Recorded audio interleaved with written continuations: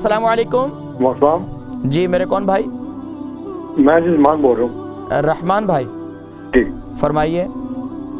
कि मुझे मेरे में तकलीफ है, रोटी हाजमा नहीं होती, गैस बहुत ज़्यादा बनती है, भूख नहीं लगती, वो पेट में दर्द रहता है। ठीक है, बदहज़मी होती है और क्या होता है? बस यही है। ठीक है, मैं प्रोग्राम देखे मैं जिक्र करता हूँ। बहुत शुक्रिया। अब्दुल रहमान भाई, इनकी मैदे की ख़राबी है, बदहज़मी रहती है।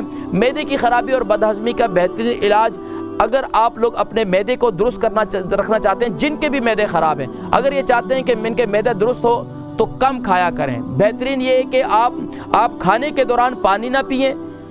देखें, अगर खाने के दौरान पानी पिएंगे तो आपका मैदा पहले ही ख़राब है और ज़्यादा ख़राब हो जाए। खाने के 1.5 घंटा पहले पानी पिएं, 1.5 घंटे के बाद पानी पिएं, और पानी भी जो है थोड़ा पिएं, ज़्यादा न पिएं।